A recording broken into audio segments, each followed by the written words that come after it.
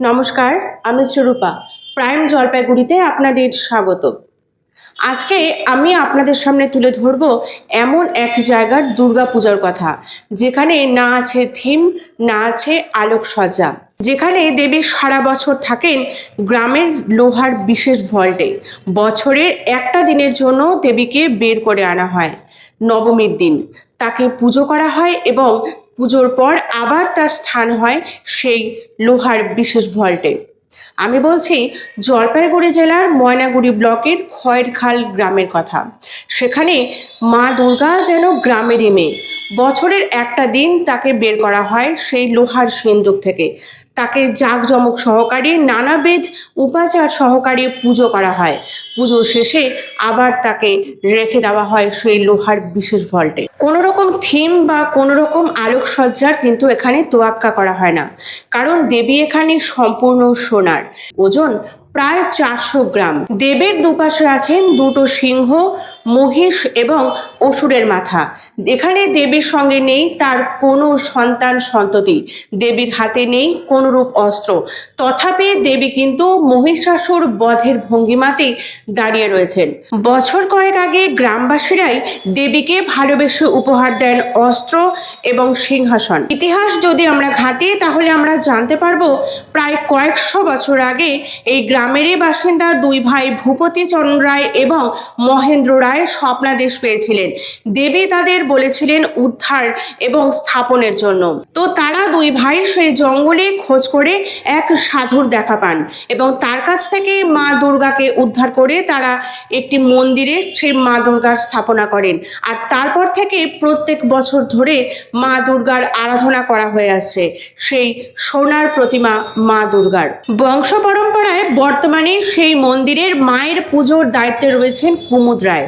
তিনি বলেন, নবমীর দিন বৈষ্ণব মতে মাকে স্নান করিয়ে তারপর তাকে মন্দিরে স্থাপন করা হয়। তারপর চলে নানাবিধ উপাচার সহকারে মায়ের পুজো। পুজো কমিটির সম্পাদক ভূপেন্দ্রনাথ রায় বলেন, এখানকার এই দুর্গা মায়ের পুজোতে কোনো রকম থিম বা আলোকসজ্জা তারা ব্যবহার করেন না। এখানকার দুর্গা মা মা গোসানী নামে পরিচিত সর্বসাধারণের কাছে। আর অত্যন্ত জাগ্রত হওয়ায় এখানে ভিড় জমান নানা স্থান থেকে বহু ভক্ত। আর একটি দিনের জন্য হলেও এখানকার দুর্গা পূজাকে ঘিরে জনসাধারণের উন্মাদনা এবং ভক্তি চোখে পড়ার মতো। এটা আসলে আমার যিনি ঠাকুরদাদা আর কি, পার্বতী চরণ রায় এবং ওনার ভাই মহেন্দ্র রায়, হ্যাঁ, প্রচলিত অনুযায়ী আর কি, পুরনো কথা অনুযায়ী ওনারা মানে এক স্বপ্নাদেশ পেয়েছেন যে ওই মাগসেনের ওই জায়গাটাতে আগে জঙ্গল ছিল, ওই জঙ্গলের মধ্যে নাকি মাকে ফেলে রেখেছে। তো মা নাকি স্বপ্নাদেশ দিয়েছে যে বাবু ওখান থেকে আমাকে উদ্ধার করো, ওখান থেকে উদ্ধার করে আমাকে প্রতিষ্ঠা করো আর কি। তো ওই স্বপ্নাদেশ পাওয়ার পরেই ওনারা গেছেন ওখানে। যাওয়ার পরে এক সাধু আর কি ছিলেন নাকি, যিনি ওই মূর্তিটা ওনাদের হাতে তুলে দিয়ে বলছেন যে এখানে মাকে প্রতিষ্ঠা করতে হবে এবং ঠিক নবমীর দিন পুজো করতে হবে। একদিনেই পুজো হয়? একদিনই পুজো হয়, নবমীর দিনেই পুজো হয়। নবমীতেই মানে নবমী তিথিটাতেই মন্দির সেদিকেই বন্ধ হয়ে যায়। বন্ধ হয়ে যায়। আপনাদের এই ঠাকুর সোনার দুর্গা থাকে কোথায়? থাকে এটা তো ব্যাংকের লোকালে থাকে। হ্যাঁ, পুজোর দিন নিয়ে আসা হয়, আবার পুজোর পরের দিন হলে পরে আবার ঠিক মতো রেখে দেওয়া হয়। কোথা থেকে পেয়েছিল এই ঠাকুর? জোরদার ছিলেন ওনার যে ভাই মহেন্দ্র বাবু, ওনারই এই পুজোর সঙ্গে ইয়েটা বেশি, মানে জড়িত থাকার ইয়েটা বেশি আর কি, পুজোর সঙ্গে বেশি জড়িত থাকে। এখানকার স্থানীয় পুরোহিতেই পুজো হয়? এখানকার স্থানীয় পুরোহিত দিয়ে পূজা করা হয় এবং যেটা শোনা আর কি যে উনিও নাকি স্বপ্নাদেশ পেয়েছিলেন ওনার বংশ পরম্পরা পূজা করে, বংশ পরম্পরা অনুযায়ী পূজা হবে এবং ওনাকেই সেই স্বপ্নের মধ্যেই ওনাকে সব পুজোর নিয়ম কানুন থেকে শুরু করে সবকিছু বলে দেওয়া আছে আর কি। আপনার নাম? আমার নাম হিরণময় রায়। পার্বতীচরণ রায় আমার ঠাকুরদাদা হন, ছিলেন আর কি। বিশেষত্ব যেটা সেটা এখানকারই, আমি লোকালি।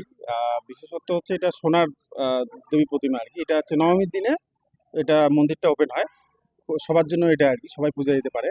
নবমীর যে লগ্ন একটা থাকে, তিথি যেটাকে আমরা বলি, ওই দিন পূজাটা হয়। আর সারা বছরই বন্ধ থাকে নবমীর দিন, যে নবমী থেকে দশমী অবধি যেটা লগ্ন থাকে ওই সময় আর কি এটা পূজা হয়। ঠাকুর কোথায় থাকে? ঠাকুর প্রথমে তো এটা মানে অটোমেটিক্যালি মাটির পুরনো যেটা সোনা আর কি, মাটির থেকেই ঠাকুর উঠে এসছে। তারপর এটা মানে কারো বাড়িতে থাকে, ধরুন ব্যাংকের লোকারই থাকে আর কি, সোনার সোনা। ঠাকুর তো, সোনার ঠাকুর কারো বাড়িতেই থাকে। তো যেদিন পুজো হয় সেদিন ওটাকে আনা হয় ব্যাংকের থেকে। আহ, ওইরকমই আর কি। এটা তো একটা সিক্রেট ব্যাপার, এটা ঠিক ফ্লাশ করা উচিত হবে না। হুম। ব্যাংকই থাকে। হ্যাঁ, এক প্রকার আর কি ব্যাংকিং, সোনার ঠাকুর তো। এই যে সারা বছর মন্দিরটা বন্ধ থাকে, সারা বছর মন্দির বন্ধই থাকে নবমীর দিন। তবুও তো লোকজন আসে দেখতে। একদম একদম একদম। বাইরে থেকে প্রণাম। হ্যাঁ, বাইরে থেকে আসে না, ভিতরে এখানে লাইন করে পুজো হয়, সবাই ভিতরে ঢুকে ব্রাহ্মণ থাকে, যার যেটা মনোকামনা সেটা বলে, আর সেটা পূরণও হয়। এই ঠাকুর খুব জাগ্রত আর কি। পুজো উপলক্ষে কি হয় নবমীর দিন এলাকায়?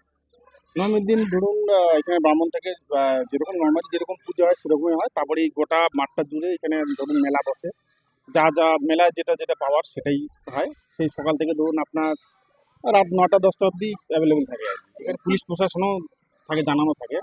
এই বিগ্রহের এটা ইতিহাস, এটা নাকি এই পিছনেই যে জঙ্গলটা রয়েছে আর কি, ওইখান থেকেই আর কি ঠাকুর প্রতিমাটা এসে, একজন ছিল ঠিক এই মুহূর্তে আমার নামটা মনে পড়ছে না, ওনাকে নাকি মা বলেছিলেন যে আমার এখানে একটা মন্দির প্রতিষ্ঠা করে দিতে।